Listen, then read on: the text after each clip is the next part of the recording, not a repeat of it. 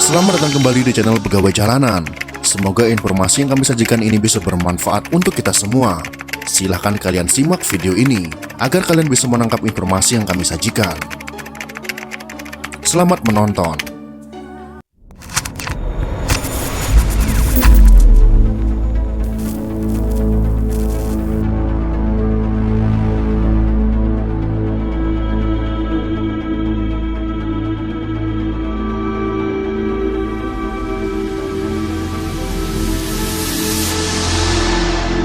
Zaman sejarah Jawa berasal dari sejak tanggal 1 bulan Srawana tahun 1 Saka atau tepatnya pada tanggal 7 Maret tahun 78 Masehi.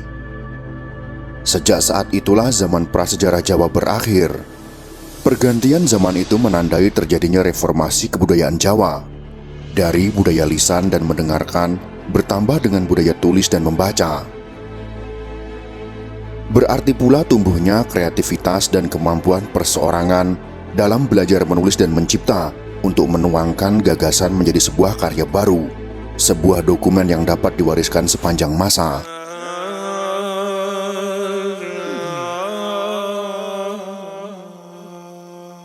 Model grafis atau bentuk guratan tulisan sebanyak 20 aksara, yaitu Hono Coroko, Doto Sowolo, Podo Joyonyo, Mogo Botongo, yang konon aksara tersebut diciptakan oleh Empu Sengkala, pemimpin rombongan pertama Brahmana bangsa Hindu India yang kemudian bermukim di tanah Jawa hingga sampai 1 abad lamanya. Berkat jasanya dalam meningkatkan peradaban baru itu, oleh rakyat Jawa ia diangkat menjadi Raja Medang Kamulan dengan gelar Prabu Siliwahana, artinya raja yang mengubah keadaan atau zaman. Sang Prabu yang bijaksana itu berkenan pula mempelajari ilmu pengetahuan asli Jawa Purba, yaitu Pranata Mangsa, yang telah berabad-abad dihayati oleh rakyat Jawa secara turun-temurun dalam bahasa lisan atau ujaran. Beliau pun berkenan melestarikan ilmu pengetahuan asli itu dalam bentuk tulisan dengan menggunakan aksara Jawa hasil ciptaannya sendiri. Hasil penulisan awal yang dikerjakan oleh para pralebda Jawa, yaitu para ahli di bidang ilmu pengetahuan yang dipimpin oleh para ahli bangsa Hindu sebagai konsultan bahasa tulis-menulisnya. Ilmu pengetahuan Pranata Mangsa tersebut akhirnya tertuang menjadi Serat Pranata Mangsa. Sebagai seorang raja, hasil karya tulis para ahli keraton adalah persembahan baginya. Serat Pranata Mangsa itu kemudian ditetapkan mulai berlakunya terhitung semenjak hari Sukra Manis atau Jemuah Manis, hari pertama bulan pertama Srawana, dan tiang pancang atau tonggak pertama atau Saka diberlakukannya Pranata Mangsa tertulis itu menjadi pertanda zaman peradaban baru Jawa yang abadi.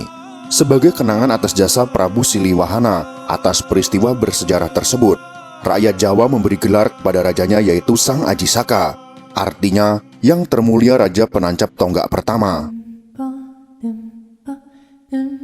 Semenjak masa itu, kisah-kisah dongeng lisan berbahasa asli Jawa Purba mulai ditulis. Pada awalnya berkembang secara terbatas, hanya dalam lingkungan istana raja. Seluruh karya-karya sastra lisan di lingkungan para penguasa kerajaan mulai dituangkan menjadi serat atau karya tulis. Dituliskan secara rinci sebagaimana ketika didongengkan menjadi prosa tulis, yang kisahnya masih seperti saat didongengkan secara lisan oleh para adicarita atau ahli pendongeng. Berikut ini adalah dongeng asal-usul terbentuknya aksara Jawa. Hono Coroko, artinya ada 2 utusan, yaitu 2 abdi setia Empu Sengkala bernama Dora, yaitu si pembohong, dan Sembada, yaitu si perwira. Pada saat Empu Sengkala diangkat menjadi Raja Medang Kamulan, Dora diutus mengambil keris pusaka yang ditinggalkan di pertapaan yang dijaga oleh Sembada dengan pesan dari Aji Saka, jangan diserahkan kepada siapapun kecuali kepadaku. Doto Sowolo, artinya lalu bertengkar. Karena Dora atau si pembohong meminta kepada Sembada atau si perwira agar keris pusaka diserahkan kepadanya. Sesuai pesan, jangan diserahkan kepada siapapun kecuali kepadaku. Akulah yang diutus dipercaya diserahi wewenang mengambil keris itu dan membawanya ke kerajaan, bukan engkau. Hafal betul akan perangai Dora si pembohong, dan kuku berpegang kepada amanat junjungannya. agar jangan diserahkan kepada siapapun kecuali kepadaku, artinya kepada Empu Sengkala pribadi. Sembada menolak perkataan Dora yang menganggap kata kepadaku adalah diri Dora yang diutus untuk mengambil keris pusaka itu dan membawanya ke kerajaan, dan Sembada tetap tinggal menjaga pertapaan. Podo Joyonyo, artinya sama-sama kuat atau saktinya. Keduanya bersikukuh pada argumennya masing-masing, kemudian bertengkar dan berkelahi memperebutkan keris. Keduanya sama-sama saktinya, sehingga pertempuran pun semakin seru dan berlangsung sangat lama. Mogo Botongo, artinya menjadi mayat keduanya. Keduanya sama-sama berkeras hati, tegar mempertahankan pendiriannya sampai akhirnya keduanya mati, berebut dan saling tusuk-menusuk dengan keris pusaka itu sendiri.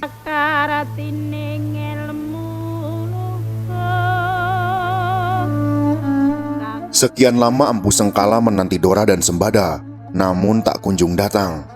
Maka ia pun menyusul ke pertapaan dan menemukan keduanya telah mati. Barulah ia sadar, ia lupa bahwa kedua abdi setianya itu tidak pernah akur karena karakter Dora yang culas, pembohong, dan penipu, namun cekatan dan setia.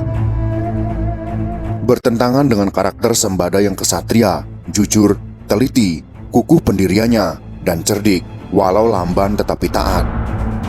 Akibat kesedihan dan duka citanya yang mendalam, karena sekaligus kehilangan dua abdi setianya, kedua jasad abdinya itu lalu diperdampingkan, dan sebuah batu besar diletakkan di atas pusara yang berdampingan.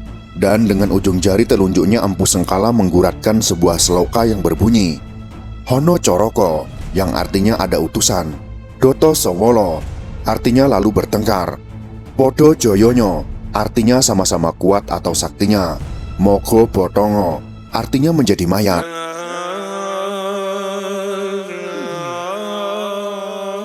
Hingga 19 abad kemudian, dongeng itu turun-temurun diceritakan dari generasi ke generasi Jawa berikutnya.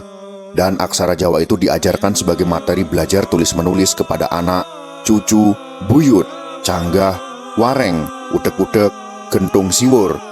Nama-nama tersebut adalah sebutan generasi pertama hingga ke-7 pada orang Jawa.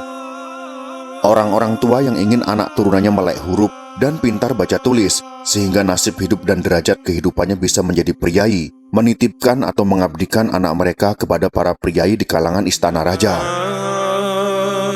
Di istana raja sendiri lahir para sastrawan dan pujangga yang menulis dongeng, legenda dan babat sebagai karya-karya sastra pada abad-abad yang bersangkutan. Ada masa surut, menanjak, dan berkembang pesat hingga mencapai zaman keemasan sastra Jawa, dongeng, legenda dan babat, hingga pertengahan abad ke-19, yaitu tepatnya pada zamannya Pujangga Jawa Baru. Itulah sekelumit kisah atau penjelasan tentang awal mula zaman sejarah Jawa, yang menceritakan tentang datangnya Brahmana Hindu dari India, yang bisa mengubah peradaban Jawa, yang akhirnya diberikan gelar Aji Saka. Semoga informasi ini bisa bermanfaat untuk kita semua. Jika kalian suka dengan video ini, silakan berikan jempol ke atas. Dan jika kalian menganggap video ini bermanfaat, maka bagikanlah untuk teman-teman Anda yang lain. Terima kasih sudah menonton.